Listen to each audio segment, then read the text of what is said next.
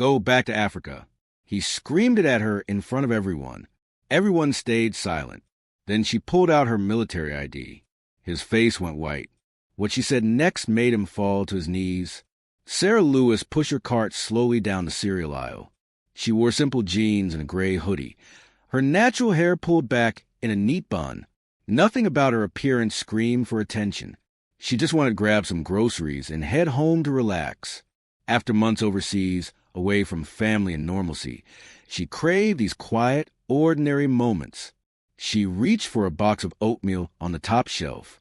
"Excuse me," came a sharp voice from behind her. Sarah turned. An elderly white man stood there, his face twisted with irritation. He was maybe 70, with thinning gray hair, a wrinkled polo shirt, and eyes that held something cold inside them. "Yes, sir," Sarah said politely, stepping aside. "Did you need to get through?" The man didn't move. His eyes scanned her from head to toe, his lips curling into something between a sneer and a scowl. "I need you," he said slowly, his voice rising, "to go back to where you came from." Sarah blinked. The words hung in the air like smoke. A young mother nearby stopped mid-step, her toddler clutching her leg. An older woman with a basket froze, her mouth slightly open. A teenage employee stocking shelves turned his head sharply. The man took a step closer. "You heard me," he said louder now, his voice echoing down the aisle. "Go back to Africa." The store seemed to hold its breath. Sarah's hand, still resting on her shopping cart, tightened slightly. Her face remained calm, eerily calm, but her jaw tensed. She didn't look away. She didn't flinch. The young mother gasped. The teenager's eyes went wide. Shoppers from other aisles began to peek around the corners, drawn by the sudden tension. The man, Michael Anderson, though Sarah didn't know his name yet, crossed his arms. He looked proud of himself, proud of the attention, proud of the hate he'd just spat into the air like poison. "We don't need your kind here," he added, his voice dripping with venom. "This is our country." Silence. No one moved. No one spoke. All eyes turned to Sarah. She stood there, still holding the edge of her cart, her face unreadable. Her chest rose and fell slowly, steadily, like she was counting her breaths. 1, 2, 3. The teenage employee looked like he wanted to say something, but didn't know what. The young mother pulled her child closer. An older man in a veteran's cap stood near the end of the aisle, his fists clenched at his sides. Michael smirked. He thought he'd won. He thought she'd walk away, embarrassed, humiliated, silent. But Sarah didn't move. Instead, she tilted her head slightly, her eyes locking onto his with quiet intensity that made him shift his weight. "You want to go back to Africa?" she said softly. Her voice was steady, controlled, but there was something underneath it, something powerful, something about to break free. Michael's smirk faltered. Sarah took one slow step forward. "Let me tell you something," she said, her voice growing just a little louder, just enough for everyone in the aisle to hear. The crowd leaned in. The air felt electric. "What do you think Michael is about to hear? How would you respond if you witnessed this? If you would never stay silent in the face of racism, hit that like button right now. Subscribe if you believe everyone deserves to be treated with dignity, regardless of their skin color." Sarah's words hung in the air like a storm about to break. Michael Anderson stood frozen, his smirk fading.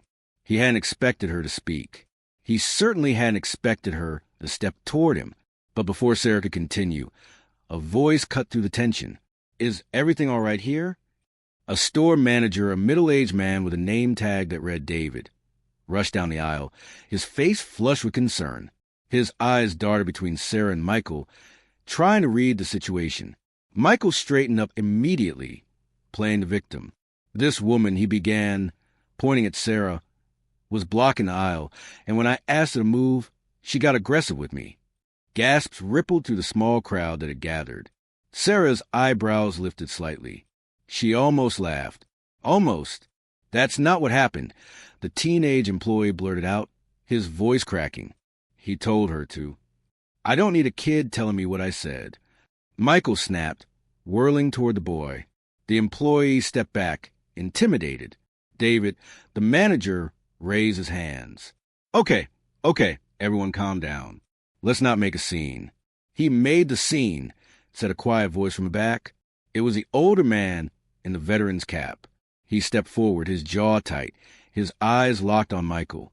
I heard exactly what you said, old man, the veteran continued. You told her go back to Africa. Don't stand there and lie about it. Michael's face turned red. I have a right to speak my mind. This is a free country. And she has a right to shop without being harassed. The veteran shot back. The young mother nodded. I heard it too. He said terrible things. Now the crowd was murmuring, some nodding in agreement, others looking uncomfortable. David, the manager, looked like he wanted to disappear. But through it all, Sarah remained silent. She stood there, arms at her sides, breathing slowly. Her face was calm, but her eyes burned with something deeper than anger, sadness, disappointment, and something else, resolve. David turned to her, his voice gentle.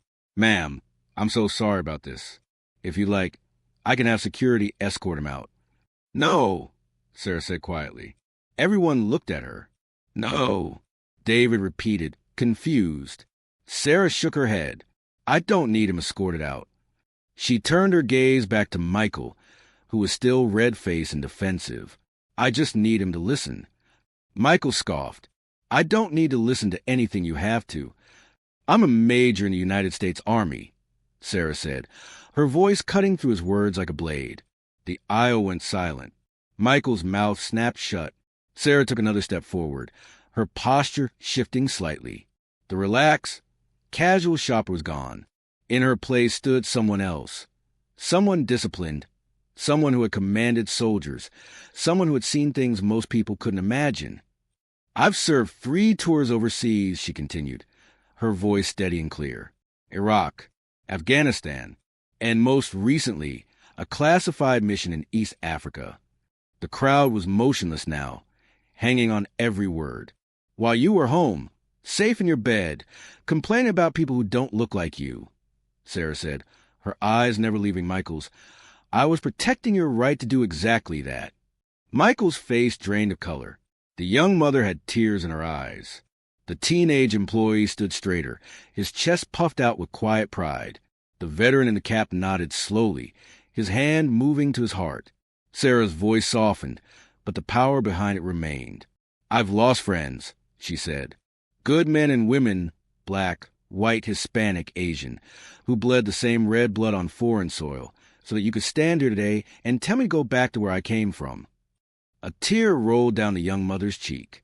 Michael opened his mouth, but no words came out. Sarah stepped closer, close enough that he could see the pain in her eyes. The weight of every battle, every loss, every sleepless night spent wondering if she'd make a home. So, let me ask you something, Mr. Anderson, she said softly. Michael's eyes widened. He hadn't told her his name. Sarah glanced at the veteran in the cap, who gave a small nod. He'd recognized her, and he'd whispered Michael's name just loud enough for her to hear. When you see the flag, Sarah continued, whose freedom do you think it represents?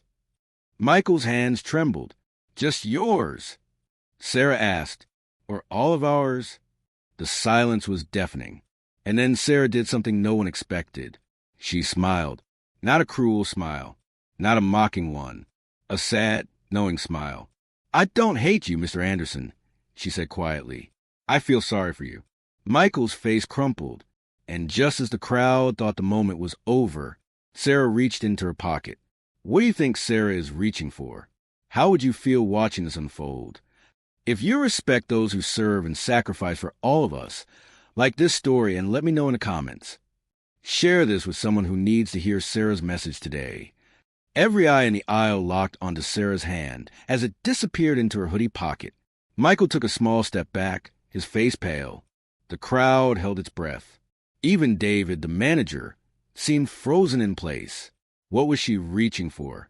Sarah's fingers emerged slowly, holding something small. She pulled it out and held it up for everyone to see. It was a military ID card. Relief washed over some faces. Confusion crossed others. But Michael just stared.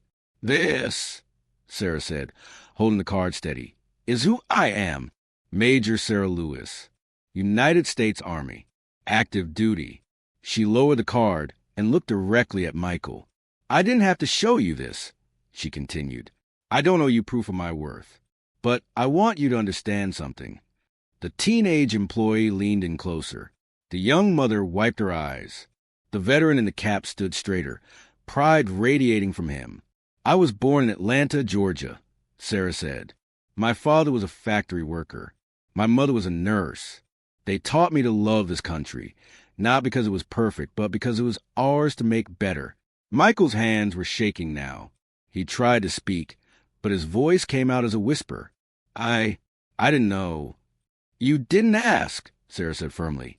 You saw my skin and decided you knew everything about me. The words hit like a hammer. An older black woman who'd been watching from the next aisle over nodded slowly, tears streaming down her face. She'd heard those same words before. She'd felt that same judgment before. Sarah put her ID card back in her pocket and crossed her arms. You want to know where I've been, Mr. Anderson? She asked. I've been in deserts where the heat makes you feel like your skin is on fire. I've been in mountains where the cold seeps into your bones. I've held dying soldiers in my arms. Soldiers who called out for their mothers, their wives, their children. Her voice cracked slightly, just for a moment. And I've stood at attention at funerals, she continued, watching flags being folded and handed to families who will never see their loved ones again. Michael's eyes were wet now. His whole body seemed to sag.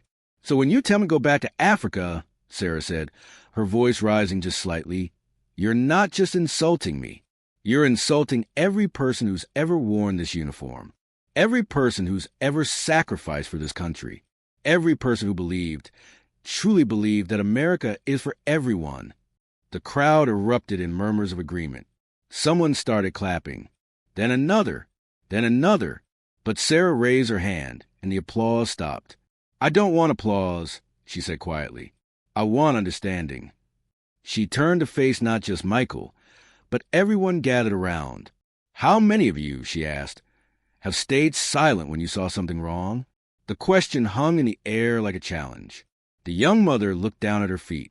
The teenage employee shifted uncomfortably.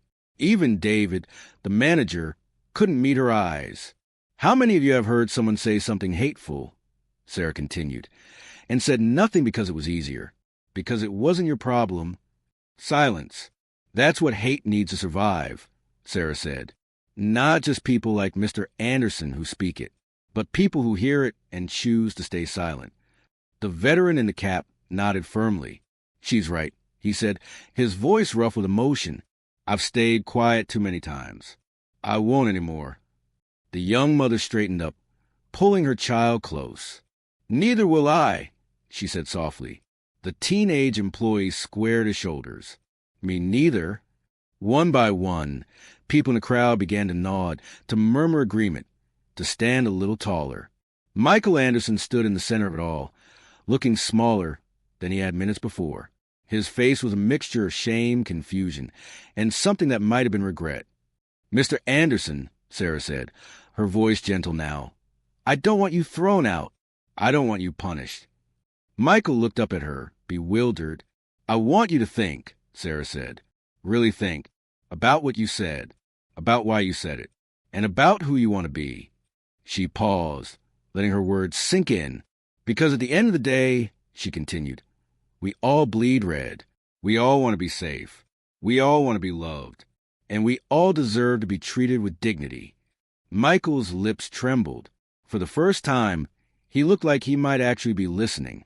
Sarah took a deep breath and turned back to her shopping cart. Now, if you'll excuse me, she said calmly, I came here by groceries. She started to push her cart forward, as if the confrontation was over. But then, Michael's voice cracked through the silence. Wait. Sarah stopped. Everyone turned. Michael Anderson, the man who'd spewed hatred just minutes before, stood there with tears streaming down his weathered face. I'm sorry, he whispered. Can an apology really change a heart? What do you think Sarah should do next? If you believe people can change, that it's never too late to become better, hit that like button. Subscribe if you're committed to speaking up when you see injustice, just like Sarah did. Comment below. Have you ever witnessed someone genuinely apologize and change? Tell us your story. The 2 words hung in the air like a fragile thread. I'm sorry. Sarah didn't turn around immediately.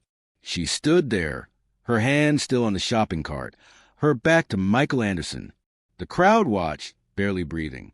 Could those 2 words erase what he'd said? Could they heal the wound he'd opened? Could they be enough? Slowly, Sarah turned to face him. Michael's face was wet with tears. His hands hung at his sides, trembling. He looked older now, not just in years, but in the weight of realization, the weight of understanding what he'd become. I'm sorry, he said again, louder this time. His voice cracked. I don't have an excuse. Sarah said nothing. She just watched him, her face unreadable. Michael wiped his eyes with the back of his hand, struggling to find words. My son, he began, his voice shaking. My son died 3 years ago. He was a Marine. He was killed in Afghanistan. A collective gasp rippled through the crowd. The veteran in the cap closed his eyes and bowed his head. After he died, Michael continued, I got angry. So angry. I needed someone to blame. I blamed the war. I blamed the government. And then I started blaming people who didn't look like me. His voice broke completely. I convinced myself that they were the problem, that if people would just stay in their place, my son would still be alive. I know it doesn't make sense. I know that. Sarah's expression softened just slightly.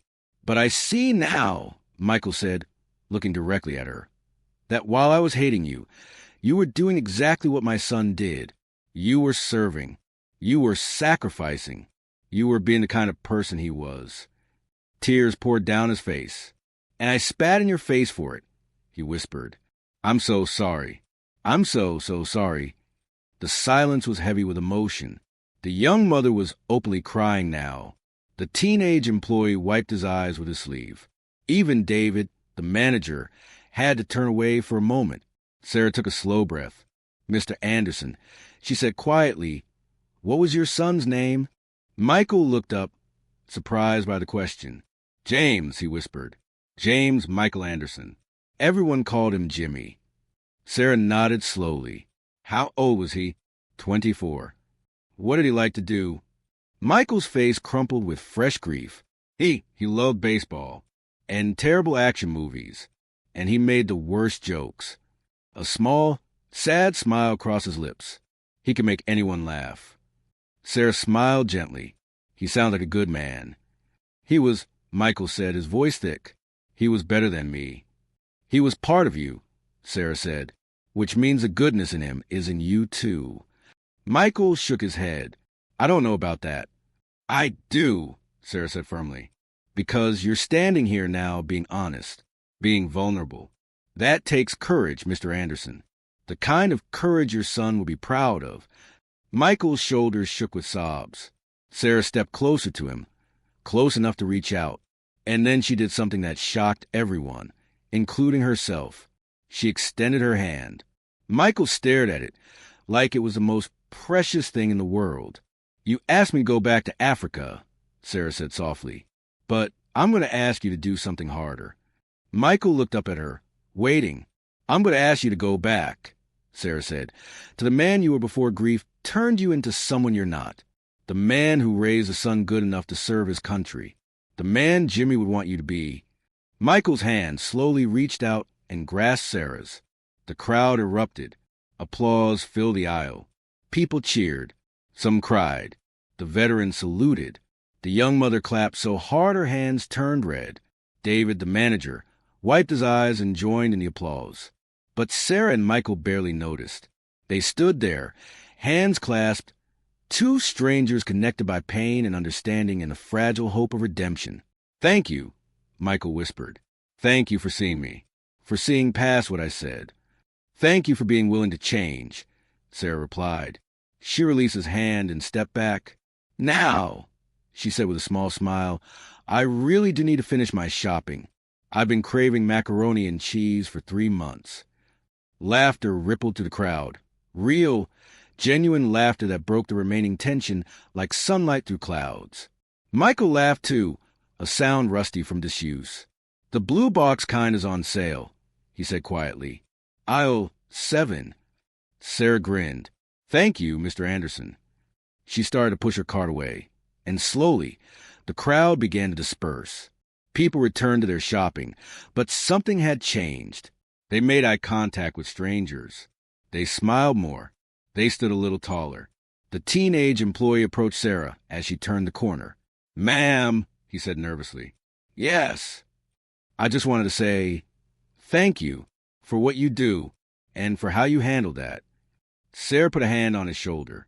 "What's your name?" "Marcus." "Well, Marcus," Sarah said warmly, "you stood up when it mattered. That's something to be proud of." Marcus beamed. As Sarah continued down the aisle, the veteran in the cap caught up with her. "Major Lewis," he said, saluting. Sarah smiled and returned the salute. "You served?" "Vietnam. Long time ago." He extended his hand. "Thank you for your service.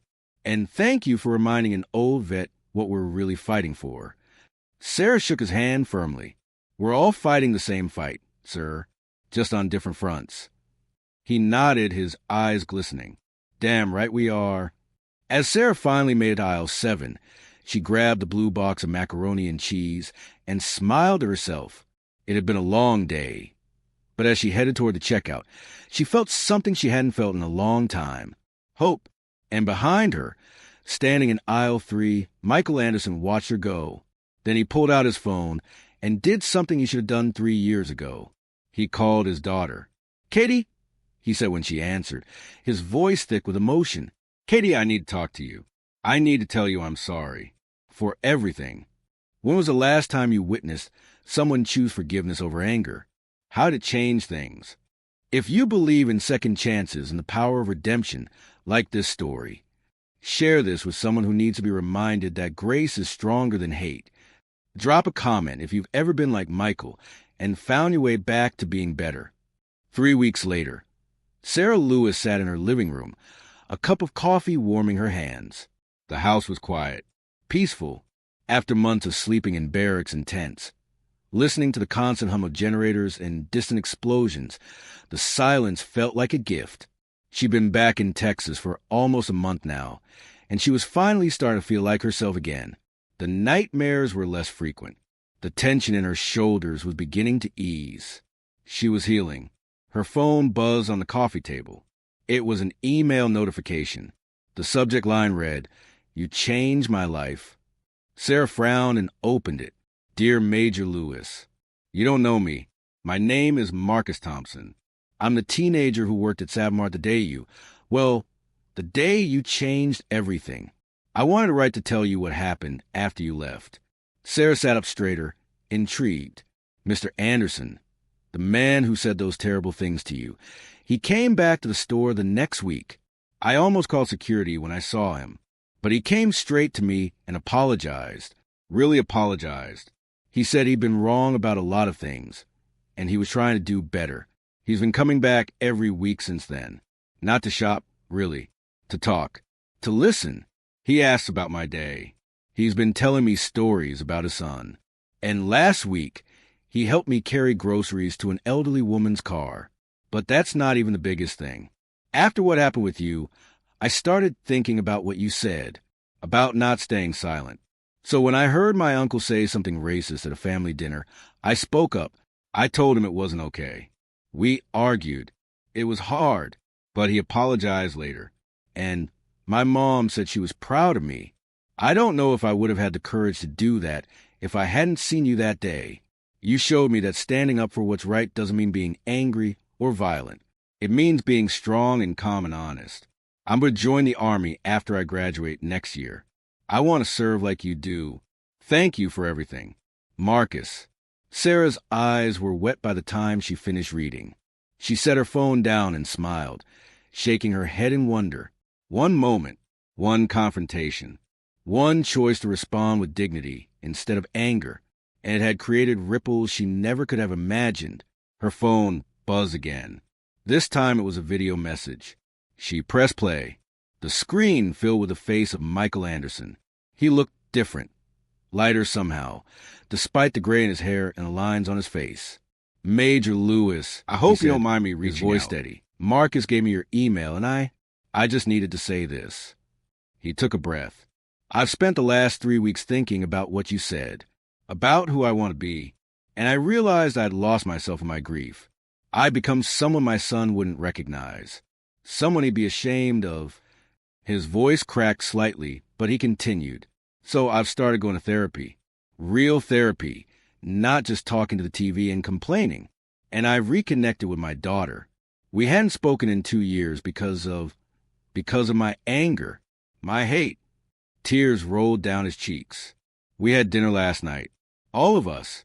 My daughter, her husband, and my 2 grandkids. Kids I barely knew because I'd pushed everyone away. He smiled through his tears. My grandson, he's 7. He asked me if I knew any heroes. And I told him about you. I told him about the woman who showed me what real strength looks like. Michael wiped his eyes. I'm not perfect. I'm still learning. Still unlearning the poison I let into my heart. But I'm trying. Every day I'm trying. And it's because you gave me a chance when you didn't have to. He looked directly into the camera. Thank you, Major Lewis. Thank you for your service. Thank you for your grace.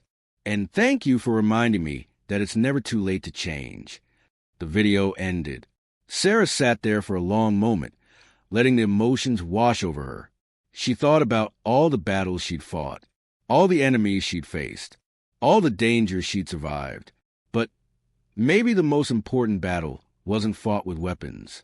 Maybe it was fought with words, with dignity, with the choice to see humanity even in people who'd forgotten their own. Her phone rang. It was her mother. Hey, baby, her mom said warmly. How are you doing? I'm good, Mama, Sarah said, her voice thick with emotion. I'm really good. You sound like you've been crying. What's wrong? Nothing's wrong, Sarah said, laughing through her tears. Everything's actually really right. She told her mother about the email, about the video, about Marcus and Michael, and the ripples that kept spreading. Her mother was quiet for a moment. You know what your grandmother used to say? She finally asked. What? She used to say, baby, you can't control how people treat you, but you can control who you become in response. You became exactly who you needed to be that day. Sarah smiled. I just did what felt right. That's what heroes do, her mother said softly. They do what's right, even when it's hard. They talked for another hour about family, about life, about Sarah's plans now that she was home. When they finally hung up, Sarah felt something settle in her chest. Peace. She walked to her window and looked out at the Texas sky, painted orange and pink by the setting sun. Somewhere out there, Marcus was studying for his exams and dreaming of serving his country. Somewhere out there, Michael was having dinner with his grandchildren and learning to love again. Somewhere out there, people were making the choice to speak up instead of staying silent. And it all started with one moment, one woman, one choice. Sarah Lewis didn't know what tomorrow would bring. She didn't know if she'd be called back to duty or if she'd finally have time to build a life she'd always dreamed of. But she knew one thing for certain. She had made a difference, not by firing a weapon, not by winning a battle, but by choosing grace in the face of hate, by choosing humanity in the face of ignorance, by choosing to see the person behind the prejudice. And that, she realized, was the most powerful weapon of all. Sarah raised her coffee mug toward the window, toward the sun sinking below the horizon. To second chances, she whispered, and to becoming better than our worst moments. She took a sip and smiled. Tomorrow, she'd go back to Savamart. She needed more macaroni and cheese. And maybe, just maybe, she'd run into Marcus or Michael or someone else who needed to see that change was possible. Because that's what heroes do. They show up, they stand up, and they never, ever give up on people, even when people have given up on themselves.